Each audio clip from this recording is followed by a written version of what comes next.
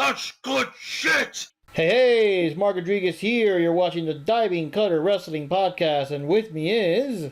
Rodriguez. NinjaPanda 1980. Awesome, guys, and want to tell you this is, well, I guess after the fact, but this is our first official episode that's going to be also on Spotify, as well as Amazon Music and Samsung Music. So there we go, and apparently we're popular in Belgium. I mean... We're starting out very, very small. We only got a handful of views, but most of them seem to be in Belgium. So, hey, shout out to our fans in Belgium, you know, but but we'll see how it goes, guys. We'll see, like, how much of a fan base we can amass, if any, on here. Again, this is kind of like a passion project here, but hey, let's see what happens, right?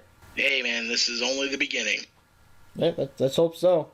So, right here, I don't believe there was any big news in the world of wrestling. There are a couple of things that happened during this actual, event here and in the aftermath on Dynamite. So we'll kind of get there when we get there. But in terms of other news, any other updates, and MJF, Vince McMahon, Paige, Jeff Hardy, whoever else had anything happen to them, I don't think there's really been anything else in the news of wrestling. Is that right? Not that I know. From my understanding, another injury, Rhea Ripley, is actually out. Now, is she out for real, or are you, like, joking again? She slipped on her hairdo or something, or... No, for real, she's out. Oh, wow. Takes a lot to take someone like that out, like, my God, right? So, yeah, so we'll just jump right in, guys, and, basically, the last episode, we were doing our predictions for, the Forbidden Door, and we're gonna, basically do our comparison here, like, what we thought back then with who actually won the actual event, and, one thing is that they announced a couple of extra... buy-in matches after the podcast was done and everything, so obviously we couldn't predict those, so we won't count those, but we'll see what's going on. So yeah, let's get started with the buy-in. If everyone you already got your things ready, your articles and all that? Articles up, ready. Alright, Johnny? Yep, I'm ready.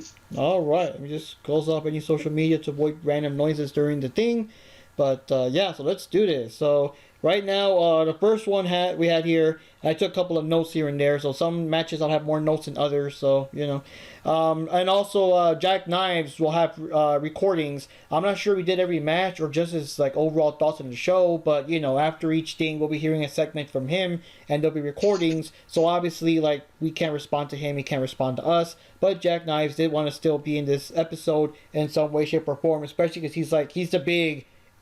New Japan Pro Wrestling guy. He's the guy for that kind of thing, So, alright, so first off, to start off the buy-in, we got Bishamon, which is the team of Hiroki Goto and Yoshihashi fighting against the Factory, which is QT Marshall and Aaron Solo. And I gotta say, one thing I noticed is that, holy shit, they really gave QT a lot to do.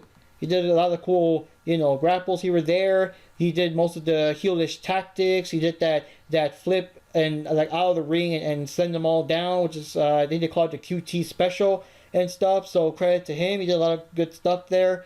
I think Solo was the one that took most of the bumps and everything for this particular match. But yeah, it was a pretty good show. It was a pretty good opening to kind of get everyone enticed and get everyone all hyped up for the guys here. And let me see here. Yeah, I believe in the end, Marshall was trying to do like a 450 splash, but like towards Hashi, but Hashi got out of the way and everything. So like, yeah, a big. I remember the commentary was like, "Oh, big splash, but nobody in the pool." That was kind of funny. And Hashi and Gato actually grabbed. I believe they grabbed they grabbed Solo. They grabbed Solo and it did this cool. I don't even know what you would call this. It's kind of like a power bomb, but the other guy did like an elbow drop on him and stuff at the same time. And yeah, that took him out. And 1, 2, 3, and the team of Hashi and Goto win. And any thoughts on this particular match, guys? The match was pretty good. The wrestling was pretty solid. They went spot for spot, a little bit of no selling, which kind of made it look a little robotic.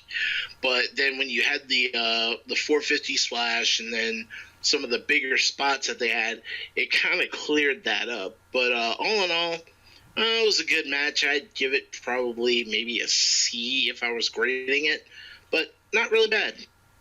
Yeah, pretty much like what you guys say. It's kind of like just like the kind of match just to kind of get the feels, just to get the idea how this whole pay-per-view is going to pan out. with the Japan Pro Wrestling wrestlers versus the AEW wrestlers. So overall, it's a good match, and I think it's more like a good like starter match, if any. I also like how hyped up the crowd was. Like everyone was popping for all the new Japan Pro Wrestling guys. There were definitely a lot of fans in the ring, so that was just pretty awesome. It wasn't like, here comes Mr. Big Name whoever and everyone's just quiet because it's like, well, who the fuck is that? That's not John Cena and stuff like that. So that was awesome. Lots of big pops all around throughout the matches here.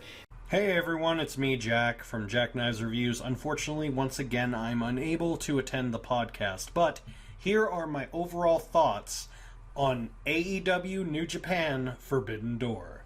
Starting off with the first pre-show match, we had Hiroki Goto and Yoshihashi versus Aaron Solo and QT Marshall. Even though this is more short burst comparatively to how their styles generally are, I felt like the pacing was really good, and of course, the New Japan guys won. It was a nice sample appetizer for how people can see the talent in New Japan and how extremely big their ability is comparatively to some of the lesser-known people in AEW, and especially, really just a majority of the AEW talent.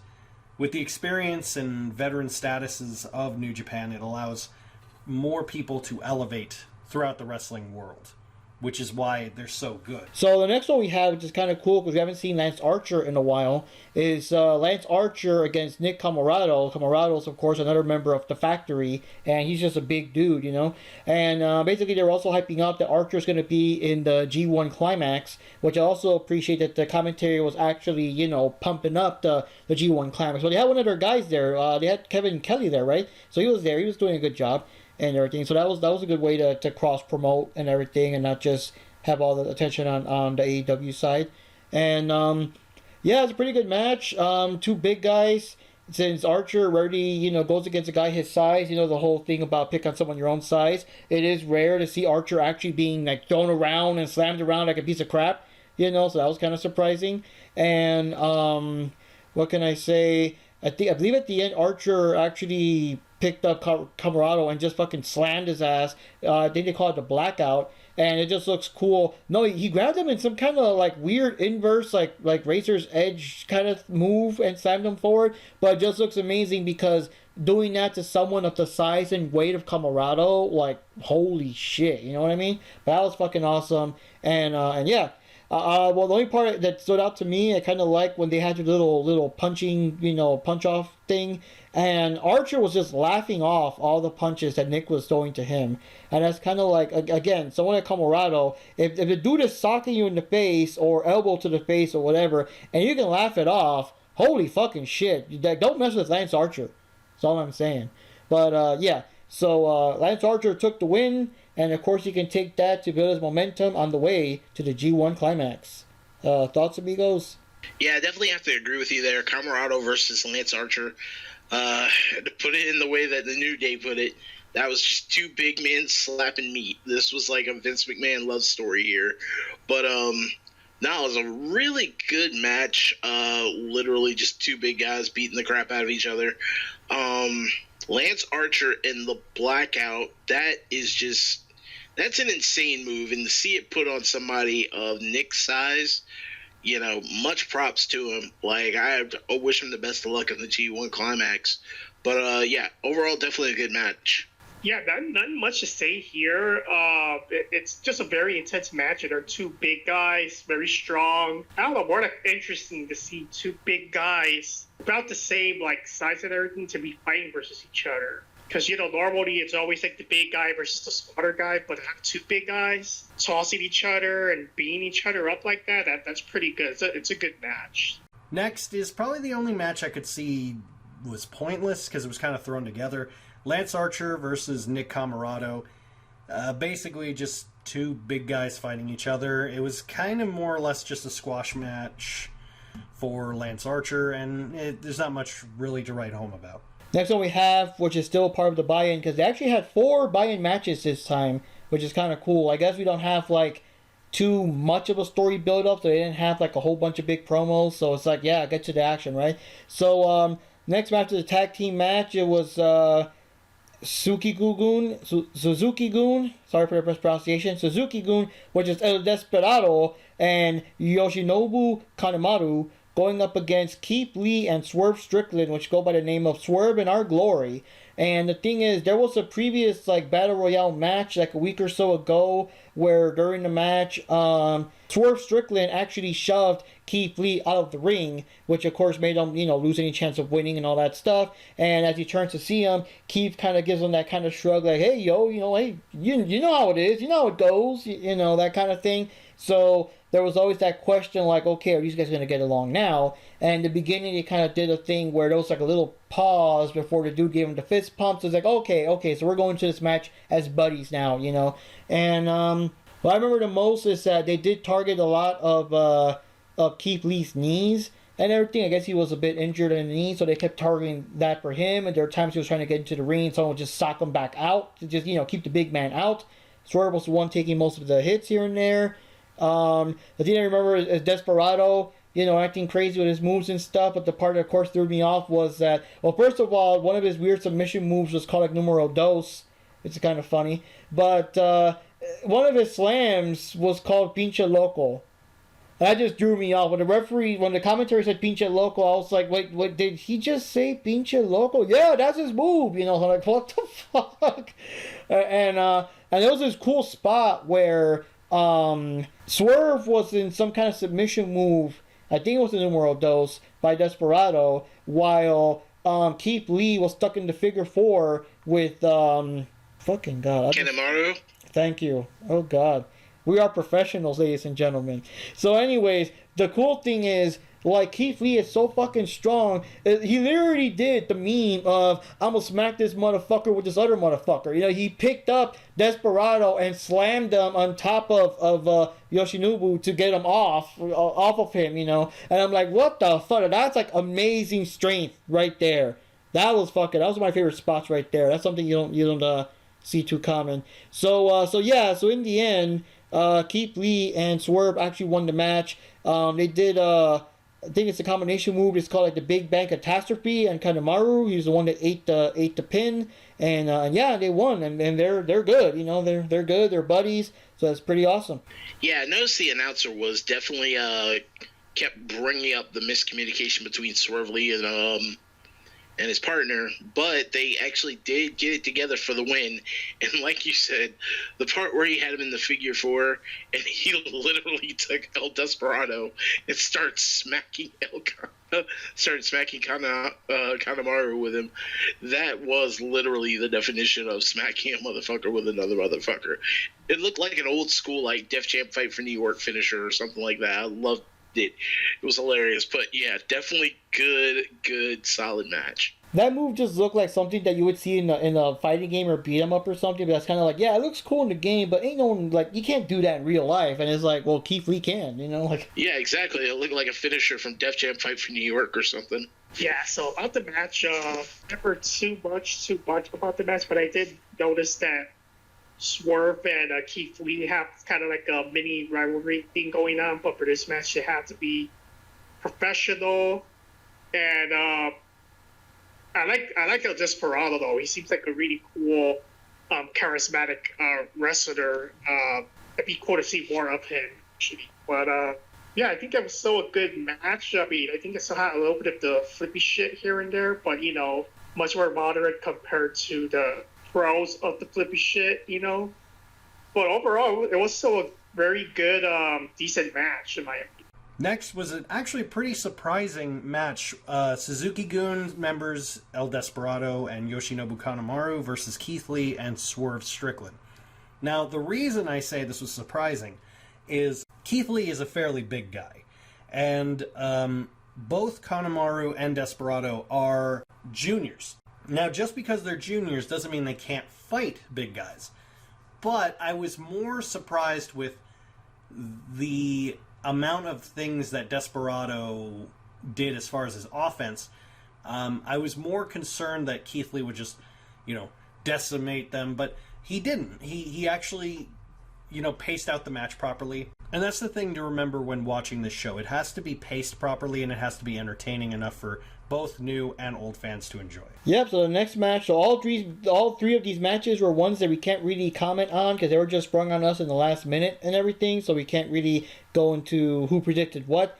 But the next one, which is the final match of the buy-in, so we can start the actual show, is one that we actually predicted, which is basically... let me see. Oh, yeah, I almost forgot. That was a funny promo because, of course, the whole thing is in Chicago, and I just gotta love it, especially Johnny and I. But, yeah, Ricky Starks and Powerhouse Hobbs were in the crowd up there, I guess, in the luxury box area, and they started talking shit on Swerve and Keith Lee, basically like yo, you're like tag team champs and shit. Why you haven't, or you think you're like the best tag team? Why haven't you like challenged us? Like that kind of shit. But the funny part is like Chicago reference is like if you guys are walking around thinking like you're Shaquille O'Neal and Kobe Bryant, then we're basically Michael Jordan and Scottie Pippen, and that just made me laugh because I was there during the Michael Jordan Pippen era and everything, and good old Chicago. You know what I mean? So basically, this match was the Gun Club with Max Caster and with Anthony Bowens still in the wheelchair, which props to them. They still give him a lot of work there. He's still making people laugh and giving the cheers and stuff, so that's kind of cool. And he was basically going up against Yuya Uemura and the New Japan LA Dojo of Alex Coughlin, the DKC, and Kevin Knight. But the thing is, they were seriously outnumbered, though, because at the beginning of the match, when they're coming in, and Max Caster's doing his annoying, listen, like, oh my gosh, shut the fuck up. Danhausen appeared on the screen and showed this, like, made-up Ass Boys intro music or whatever. So, I believe Austin Gunn and Colton Gunn got pissed and fucking ran to the back, like, looking for him. And unfortunately, like, that's it. They never came back. I was expecting him to come back near the end or something for a save or something, but no. They went after Danhausen and never came back. R.I.P. Danhausen. So, the numbers are really stacked against Matt Caster and Billy Gunn. But, I don't remember terribly too much about the match here and there, just the numbers game. But, yeah, in the end, Max Caster did take them out with the mic drop, and he did win the match for them. If there are any other spots you might remember, you can lay them on us, Mr. Ninja Panda.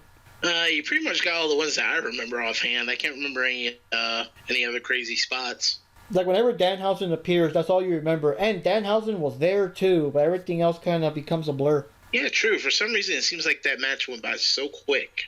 Yeah, sadly, I don't really remember too much of the match. I should have probably have done another recap just to kind of, remember a little bit more, a little bit better what was going on with the match. I mean, the only thing I remember is just Max Caster doing his dumb rap that he always does. Yeah, their match was actually like 5 minutes and 35 seconds, which is kind of short for like a...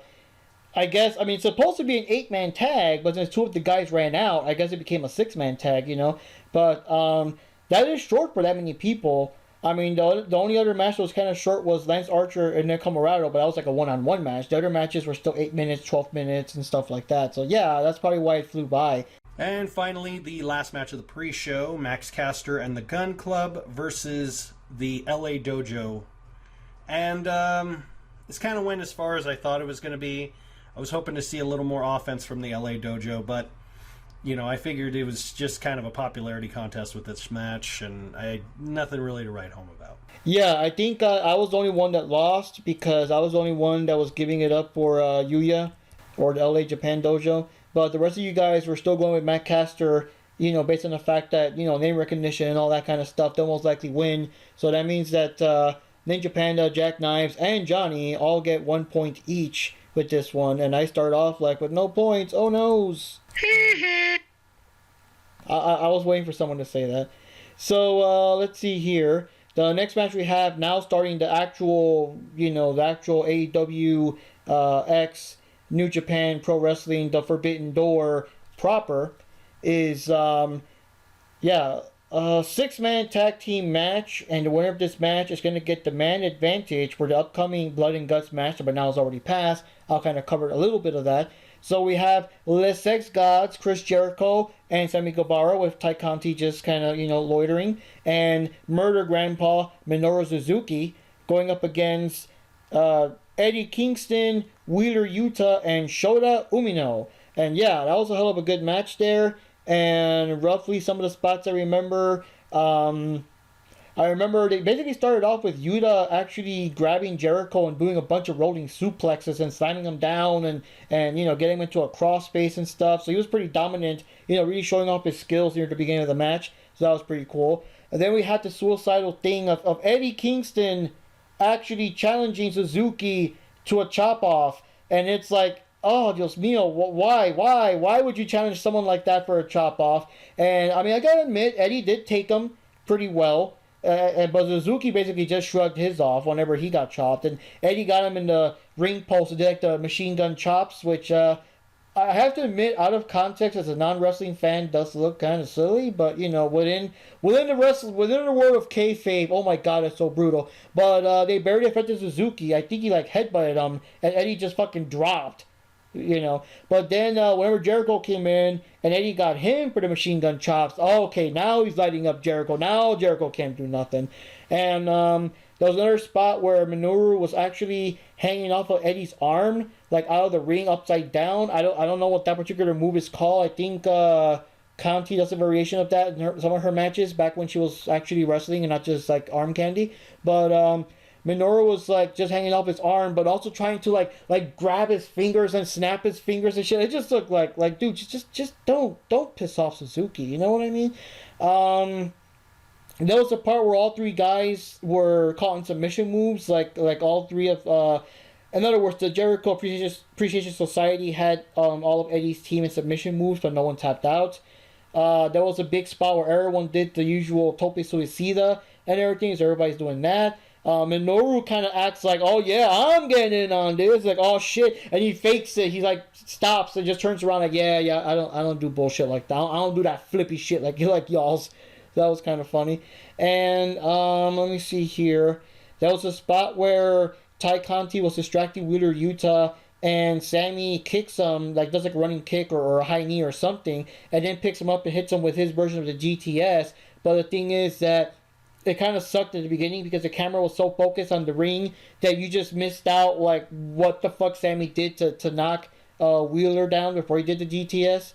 Jericho was trying to do the Judas effect, but the guy Shota actually ducks under it, grabs him, and hits him with a DDT, with that cool off the rope spinning DDT, and then gets him with a brain buster, and that was fucking awesome. Shota actually grabbed Jericho in his own walls of Jericho and everything. And let me see here. Shota basically takes everyone down, but the bad thing is that he is so hyped up and he's doing all his posing, yeah, whatever, that he turns around just to eat the Judas effect from Jericho. And of course, that's all she wrote there. Once you take that 1, 2, 3, and Jericho Appreciation Society wins, showing off that they're the best in, what was the thing? The best in sports, entertainers, and all that. So, thoughts, amigos? Yeah, that was a good match. The spot where everybody was pretty much doing suicide dives and then Suzuki got started, I'm like, wait. Why is Suzuki doing this? And then he gets a running head start and he stops. He's just like, yeah, I fooled you guys. He trolled everybody. That was fucking awesome. I love that. Now, the most painful thing I saw in that whole match was, again, Eddie Kingston being put in an armbar off the top rope and then having his fingers split while in the armbar. I've been in an armbar before. That's already bad enough. But having your hands manipulated, that's got to be the most terrifying feeling in the world. Oh. So, but, yeah. Overall, still a really big, fun, just overall good match. Loved it. What the fuck were you doing that you got into an armbar, dude? Oh, I used to take martial arts when I was back in high school. Okay, I mean, I thought you were chasing after Alexa Bliss and Braun Strowman grabbed you. No. Oh, well, not this week, but no. Mm-hmm.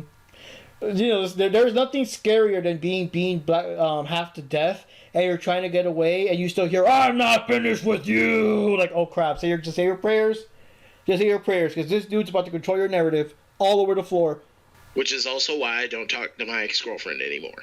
Oh my god. Unfortunately, my memory lane is really bad today. I do apologize. The only thing I can remember is like it's like those matches where there's like a lot of people, a lot of shit going on. I actually like the fact that at least this time Guevara is a little bit more serious. I mean, yeah, he's still, did his corny shit with Ty Conti, but they really dramatically tone it down compared to the last pay-per-view, because I think it was a joke.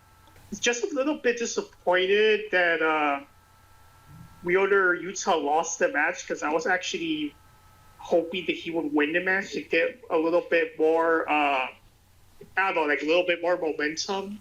But yeah, other than that, it's still a very good, solid match. I just don't really remember everything that happened because there was like a lot going on in that match.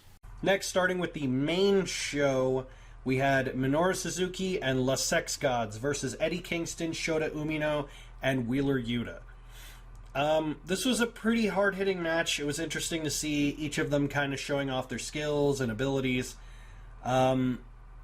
especially from Shota Umino, who just signed with New Japan and has made more of a name for himself in Rev Pro. Getting him abilities to shine was really cool. I think it dragged a lot, though, especially for the opening of the show. It felt like this kind of match didn't really need to go on as long as it did. And it also created more issues later on, and I'll get to that when I get to that. But I do believe it should have been Minoru Suzuki, betraying Chris Jericho. Personally, it would have made better storyline and possibly set up a feud between Suzuki and Jericho, but it seems like they don't want to go that route, so oh well. Oh my god. Okay, so none of us got points because last time all four of us went for Eddie Kingston's crew, and yeah, so I guess Jericho's team, the Jericho Appreciation Society, got the man advantage in the blood and guts match and everything and everything. Yeah, I'll actually talk a little bit about that, but since there's spoilers on who the people were in there, I'll do it till after the event is over, so we don't spoil things or get ahead of ourselves, I should say. But yeah, none of us got a point for this one, so I'm still at 0 points, and you guys also got a point each. So holy shit.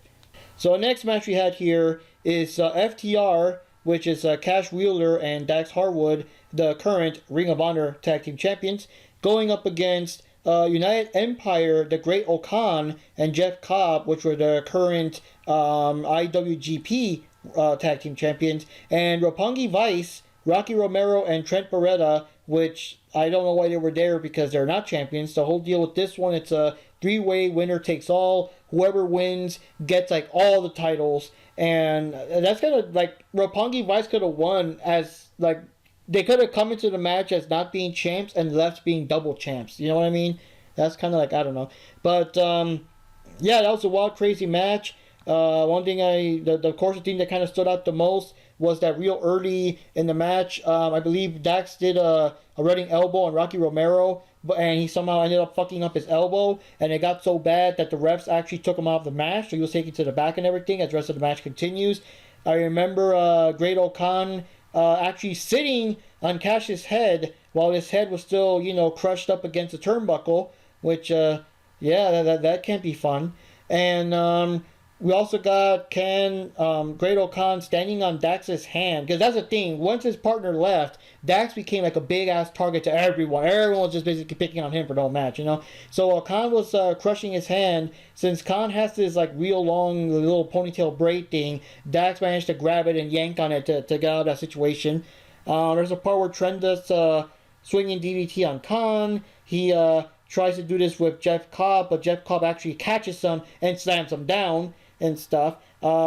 Dax actually comes back more, all taped up and stuff, but he comes back, and despite the fact that his elbow got dislocated and all this stuff, and I guess he just popped it into place or whatever, he was picking up Jeff Cobb, the biggest dude in the ring, and doing like I think it was like 3 German suplexes on him. Like, what the fucking hell, dude? And with a bad arm too, you know what I mean? So Trent actually helps Dax suplex Jeff off the turnbuckle, as every man for themselves, as long as you gotta help out the enemy, And Cash does a splash and pins on Cobb, but Cobb kicks out. And in the end, FTR wins doing their finisher on Rocky, and Dax is the one that gets to pin him and win the match. So that was fucking awesome. And yeah, that was a good match. It was kind of a handicap match because it's like tag team matches. Your partner's gone. Everyone's coming after your ass. Like, holy fucking shit. You know what I mean? But it was a pretty intense match. I like the storytelling with Dax, with him being taken out and him coming back and somehow persevering with the bad arm. I mean, that was just pretty badass. Like I said, in the past, I used to say that these guys were, like, I guess, boring and lackluster, just a random dude and a random bald guy. But after that big match they had at Ring of Honor, like, I'm sold on these guys. These guys are fucking awesome. Like, it takes a lot of fortitude to, basically have your elbow out of place and then not only come back, but to come back and just slam the pure hell out of people. Like, I give him much props for that one. That was an insane match for that. And yeah, his partner, good lord, they were using him like as a target for the whole match. I was actually relieved when he came back. But other than that, still a very good, high-scoring match. I definitely had a good time watching it. Yeah, that was very intense. The Spark got injured, and then he still came back in the match, even though I guess he was not supposed to, but he still did it anyways. I believe he won the match anyways, right, guys? Next, we had the three-way winner-take-all for the Ring of Honor and IWGP World Tag Team Champions. FTR, United Empire's Great-O-Khan and Jeff Cobb, and Roppongi Vice. For some reason, I still to this day do not understand why Roppongi Vice was in this damn match. It should have been the Young Bucks. It would have made more sense, considering they're the AEW Tag Champions, and the fact that they have an actual rivalry with FTR. But overall, this was a great opportunity to show just fun, good tag team wrestling. I don't really agree with the placement of it on the show, solely because I think it just kind of, you shouldn't have a tag team after a tag team as far as the opening of a show. They kind of have to spread it out a little better. But I know AEW has like a hard-on for tag team wrestling, so I'm not really shocked by that. And of course, FTR won. And it seems like I said, they're trying to book them as the greatest tag team on the planet. And I really hope they don't just give them the tag team titles and then have them never show up on New Japan. Because those titles are a big part of New Japan. Those are a cemented thing in New Japan, and for them to just be on the shelf like they did the AAA titles or the Ring of Honor titles is a detriment to the IWGP championships.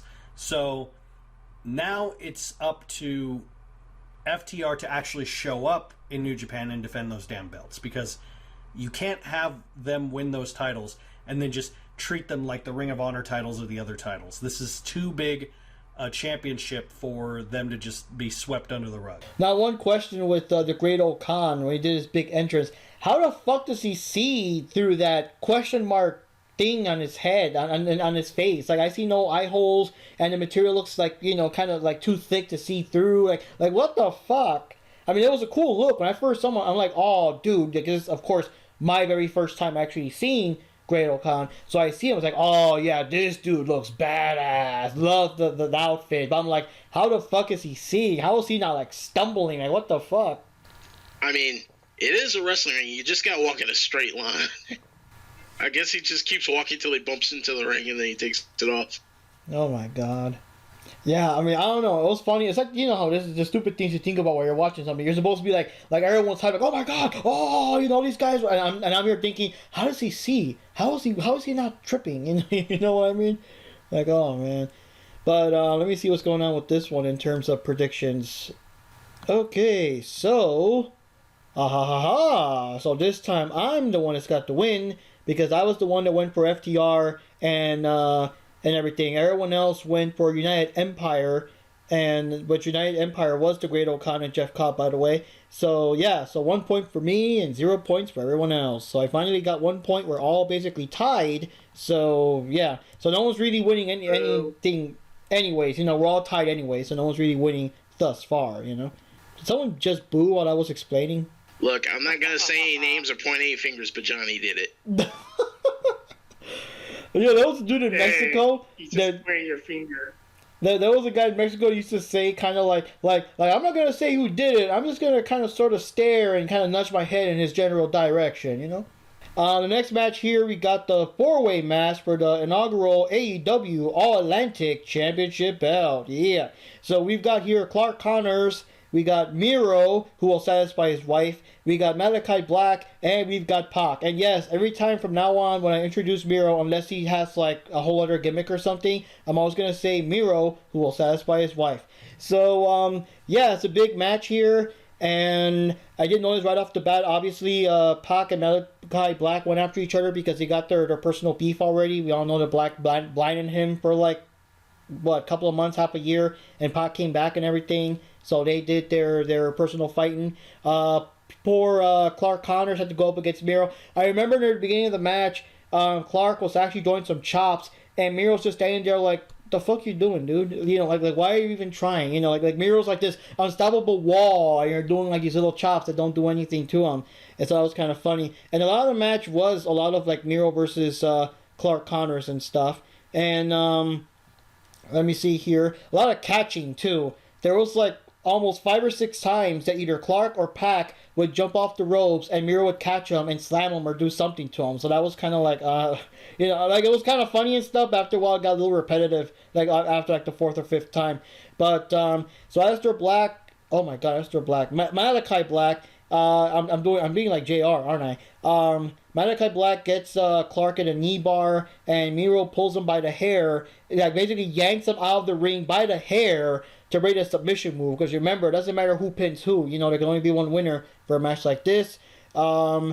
There's a part where Miro and Black were gonna, I guess, kind of sort of work together to attack Pac, but he just couldn't get along. Like, Pac was down for the count. They're grabbing him, but they're pulling him in opposite directions, and they're just like in each other's space and attacking each other and everything. And it was kind of cool because I don't believe we ever got to see Pac ever go against Miro and everything. So that's kind of cool. Miro actually did the game over on Pac, but Pac actually managed to get out of it, so that's pretty interesting. I was kind of like, oh shit, but he managed to get out of it. Black actually grabs a table and sets it up, and hell yeah, this was like the weirdest thing, like the craziest thing, because he propped the table up in the front row, where the people actually had to get up and get the fuck out of the way. And there was like even the kid there, even the commentator was like, oh my god, get that kid out of there, yeah, move that kid away, like what the fuck, you know, and that kind of shit. But wow, talk about getting the real bang for your buck if you actually pay for those front row seats. You know, you'll forever be etched in history on whenever they replay that scene or something, you know.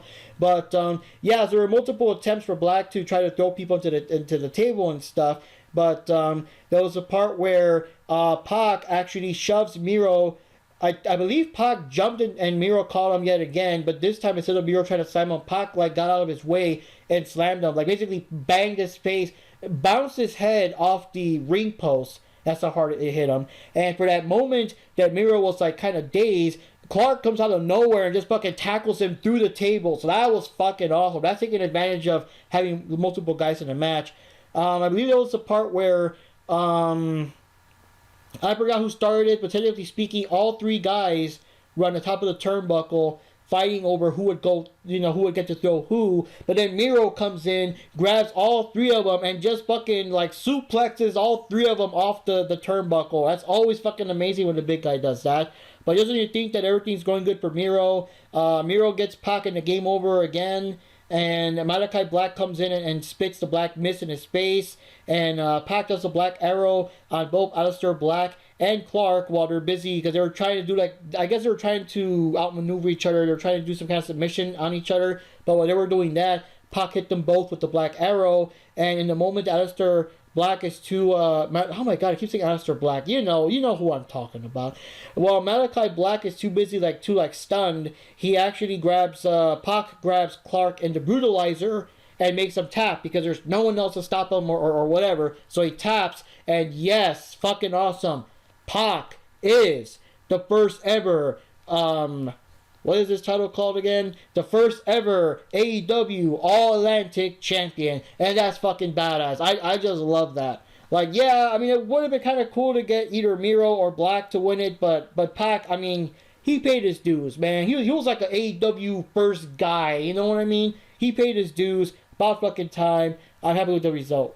Yeah, man, this match was just buck wild insane. Like, some of the spots that they had there, you know, at first I was just like, you know what, Pac's in the wrong match. Pac should have been in the match with Ospreay, which I still believe, but still, this was just a heavy-duty, insane match.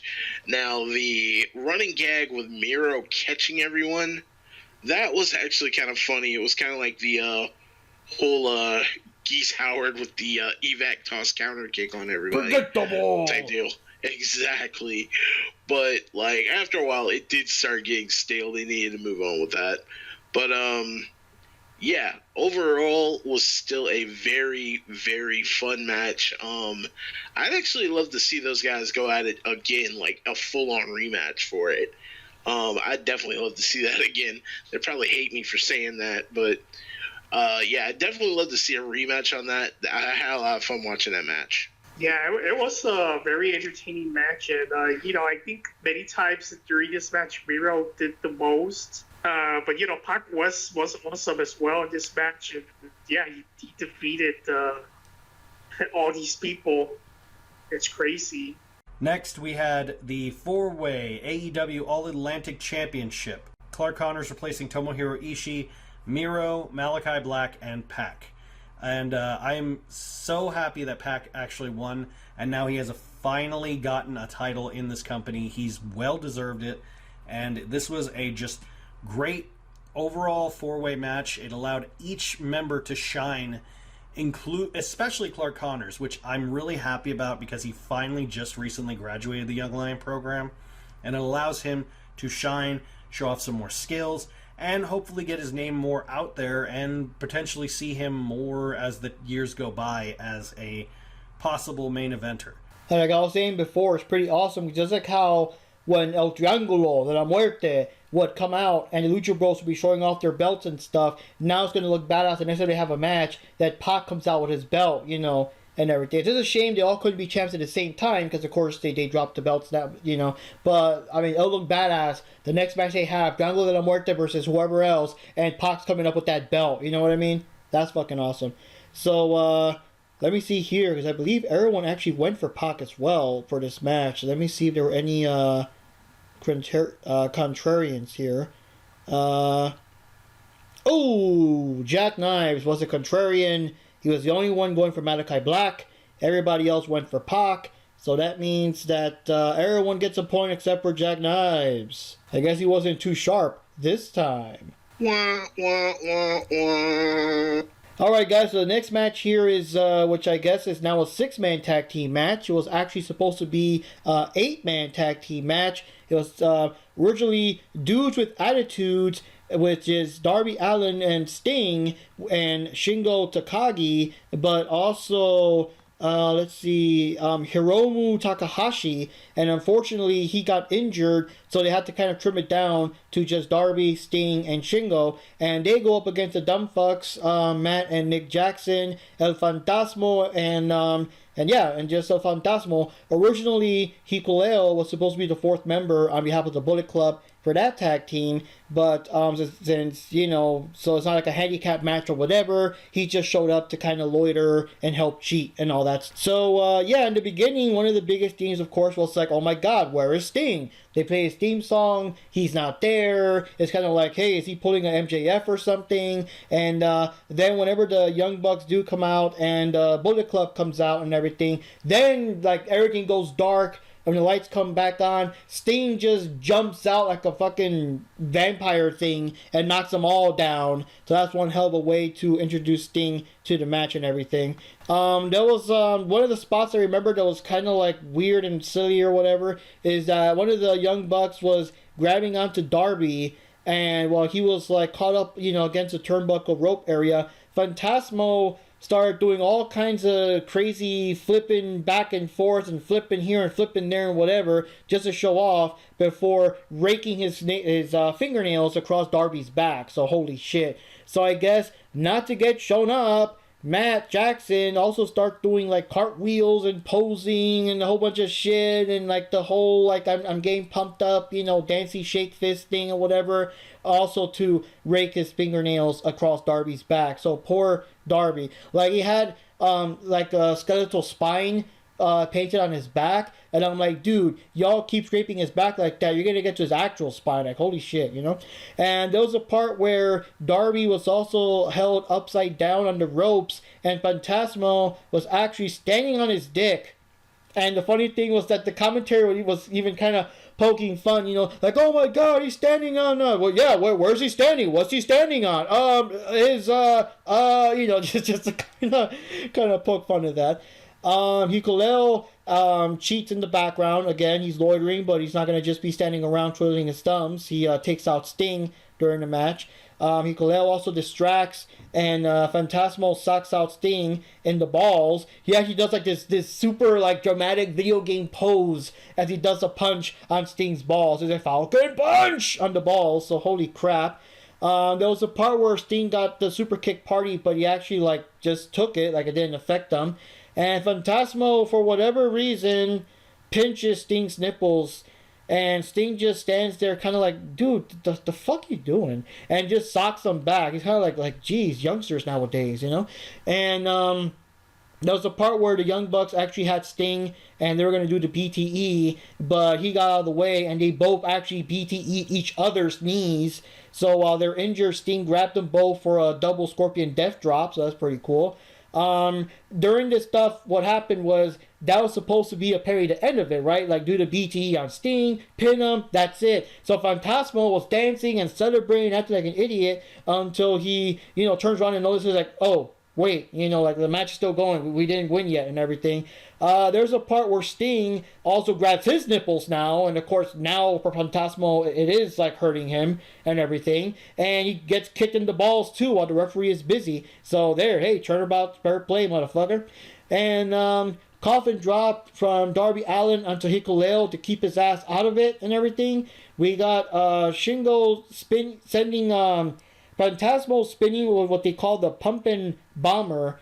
And I had to look that up because I could have sworn I thought the commentary said the pumpkin bomber. I'm like, the fuck? I mean, it looks awesome because, dude, the dude was fucking spinning like a video game character. It was kind of like Karin's Super from Street Fighter V, just spinning like that, But I was like, why is it called the pumpkin bomber? Until I found out it was the pumpin' bomber. Shingo slams Phantasmo down with Last of the Dragon. That was a real badass looking move there. And yes, what the commentary called Los Stingonables de what? Los Stingo, how would that be pronounced? Los Stingonables de Japón won the match. And that's fucking awesome. All right, guys. Yeah, this was definitely a pretty awesome match. Especially the part where they were like, "Yeah, he's standing on his what, dude? He's standing on his They really couldn't say, "Hey, he's standing on his dick." But, dude, much credit where credit is due. For a 64-year-old man, Sting can still freaking go. I swear he must have a Lazarus pit somewhere in his backyard that he just steps into every night before he does his shows, because the guy is just as insane as he was back when he was in our childhoods. So yeah, this was a pretty high octane match. A lot of fun to watch, especially seeing one of my favorite factions from New Japan in there, going at it with him as well. Definitely loved the match. Had a lot of fun. Yeah, I have to say, this match, I mean, there was a lot of stuff going on, and of course there was some flippy shit, because, you do have the Young Bucks doing the flippy shit, but I'm actually surprised in a certain way that they lost the match, because you know how, I don't know why, like AEW have certain favoritism with them, so I'm kind of glad that this match they actually lost the match in a big way. I I do have to give a lot of credit to Sting. I mean, Sting can still fight it out. I mean, the beginning of the match, like the way he introduced himself, and the way that whole beatdown of all the, beating everybody up like that, that was pretty awesome. That was amazing. Darby Allin, I do have to admit that he needs to, I like Darby Allin. I think he's still a good wrestler, but I think he needs to get a lot better, because him always being that guy that always gets beat up like a lot, like really bad, it gets kind of repetitive after a while. And I think that Darby Allin should do a little better in that aspect. This match was pretty good, and it's awesome that Sting still got. He can still show the youngsters how it's done. Next, we had another tag team with the reunited Bullet Club. Well, it wasn't really reunited, but El Phantasmo and the Young Bucks for one night only as members of the Bullet Club versus Dudes with Attitude, Darby Allin, Sting, and the Dragon, Shingo Takagi. This was, again, it wasn't bad. It was kind of just there. But like I said, it just felt a little... Pacing-wise, you shouldn't have a tag team, one match, and then another tag team. Because, like, all of those matches, the first 4 matches are multi-people matches. And, like, you can't... You give the audience a little bit of fatigue when you do that, because it's like, it's a lot to ask at once. And I think the placement of this match, as well as one of the other matches, shouldn't have been on this quickly back to back to back. And, of course, I was hoping to see a little more from the Dragon, but I know he's kind of a, I did get to see a couple good shots from him, which was great. I wanted to see a little more from El Phantasmo too, but, that's just me as a New Japan fan hoping for more, but that's just me. Alright guys, so in this one, all 4 of us went with Dudes with Attitude, so once again, everyone gets a point. We're all pretty much tied. This is a very, no, because I forgot that Jack Knives had a part where he didn't get a point, so I guess everyone is in the lead of Jack Knives, so we'll see how that goes for him as the night progresses.